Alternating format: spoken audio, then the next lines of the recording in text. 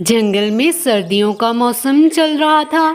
अब धीरे धीरे ठंड बढ़ रही थी। टूनी चिड़िया अपने घोंसले में बैठी हुई थी।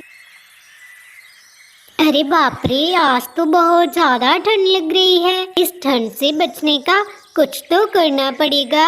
अगर मेरा घोंसला गर्म रखना है तो मुझे अपने घोंसले में आग जलाकर रखनी होगी। अब आग के लिए मुझे लकड़ियां जमा करनी होगी, नहीं तो इतनी ठंड में बच पाना मुश्किल ही नहीं, नामुमकिन हो जाएगा। अब इतना बोलकर टूनी अपनी पड़ोसन रंगीलो कौवी के घर चली गई। रंगीलो बहन, कैसी हो तुम और क्या कर रहे हो अब? मैं तो अच्छी हूँ टूनी, तुम बताओ कैसे आना हुआ तुम्हारा?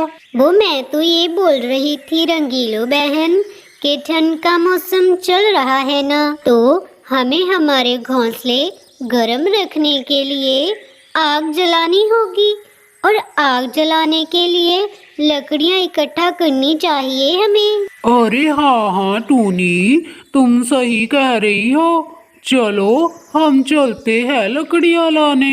अब टूनी और रंगीलो लकड़ियां जमा करने के लिए निकल पड़े। थोड़ी देर उड़ने के बाद उन्हें भूरा कौवा धूप सेकते हुए मिला। रंगीलो और टूनी वहां पर रुक जाते हैं। देखो टूनी, ये भूरा आलसी कहीं का कैसे धूप सेक रहा है। अरे जाने दो ना रंगीलो बहन, हमें बहुत से काम है, चलो हमें चलना चाहिए। नहीं टूनी, मुझसे ये नहीं देखा जा रहा। भूरा मजे से धूप सेक रहा है और अब तुम देखते जाओ टूनी, मैं इसे कैसे काम पर लगाती हूँ। मुझे भी रंगीलो कहते हैं, रंगीलो।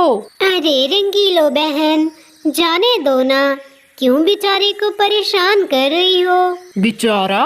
और ये तो आलसी है, आलसी एक नंबर का। अरे ओ भूरे, उठ जा, तुम्हें शर्म बरम है भी या बेचकर खा गए? ऐसे बिना काम किए हमारे हाथ पांव दर्द नहीं करते क्या?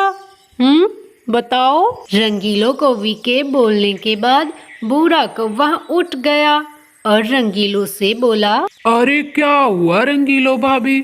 अगर आपको मुझसे कोई परेशानी है तो मैं कहीं और जाकर बैठ जाता हूँ। हाँ भूरे, तुम तो एक नंबर के आलसी हो, आलसी। मुझे मालूम है, तुम तो कामचोर हो, कामचोर। नहीं रंगीलो भाभी, मैं कामचोर नहीं हूँ।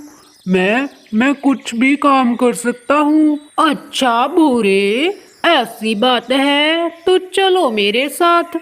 मैं और टूनी घोंसला गर्म रखने के लिए लकड़ियां जमा करने जा रहे हैं। चलो अब तुम भी हमारे साथ, अगर कामचोर नहीं हो तुम, समझे? भूरा कौवा काफी भोला भाला पक्षी था।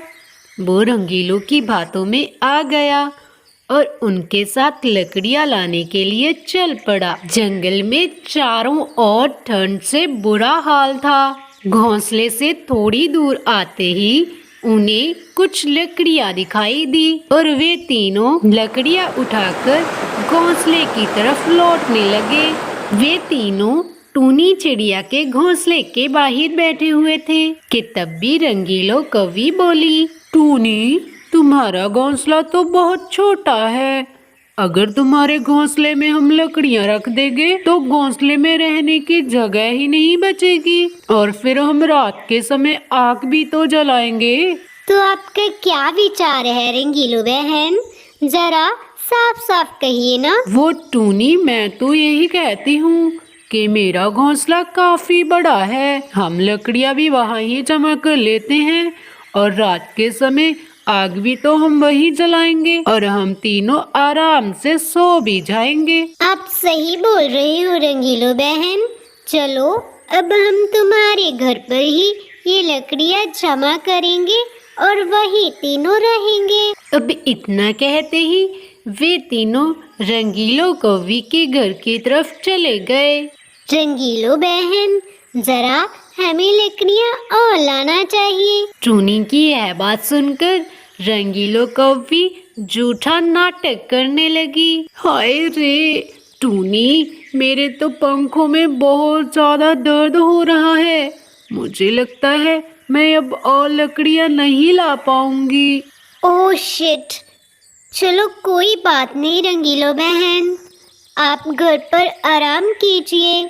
मैं और बूढ़ा भैया लकड़ियाँ जमा करने के लिए चलते हैं। अब इतना बोल टूनी और बूढ़ा कौवा लकड़ियां लाने के लिए उठ चले। बूढ़ा और टूनी चिड़िया दिन भर लकड़ियां जमा करते रहे। सुबह से शाम हो चुकी थी। ऐसा करते करते रंगीलो कौवी के घर लकड़ियों का ढेर लग गया और फिर रात के समय रंगीलो के घर आग जलाकर आराम से सो गए।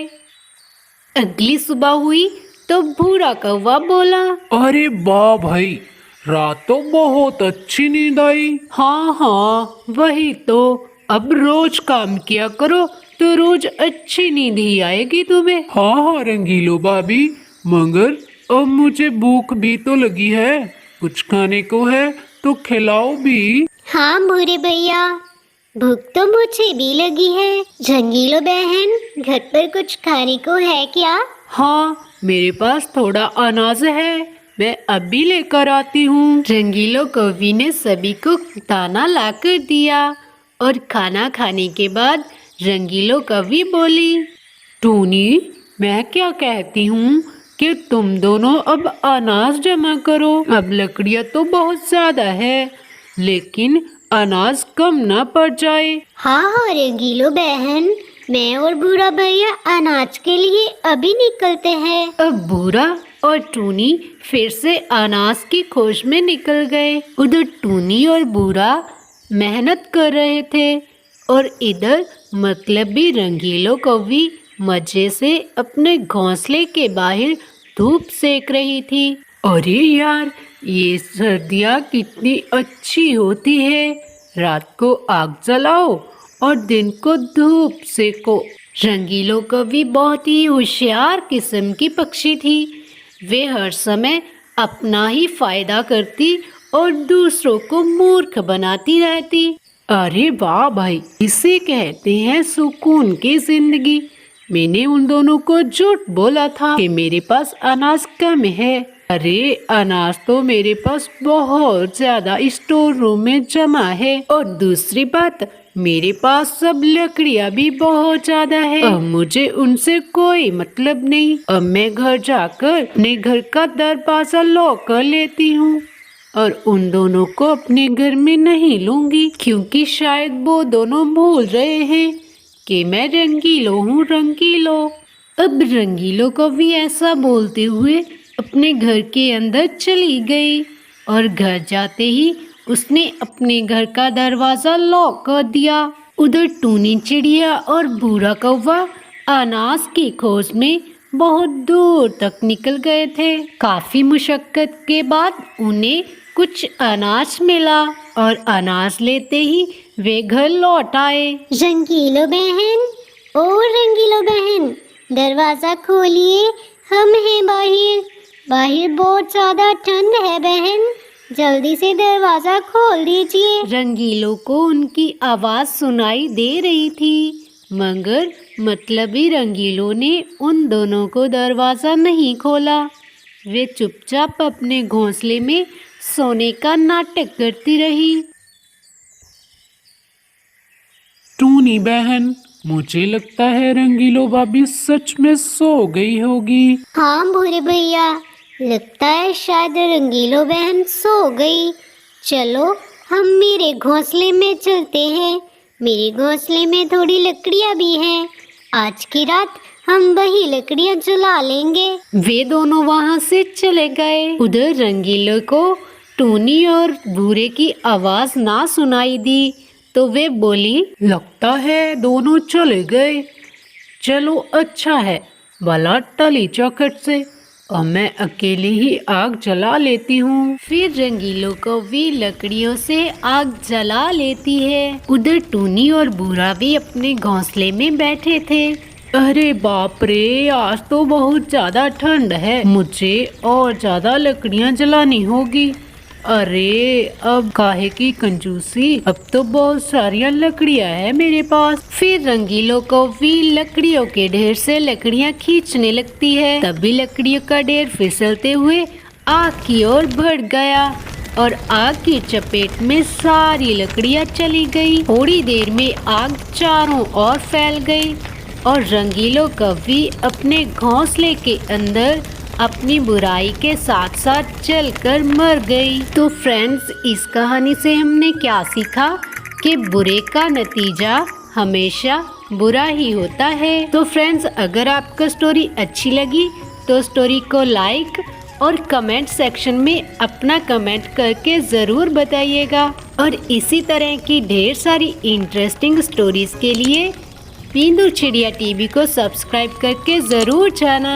तो मिलते हैं नेक्स्ट स्टोरी में।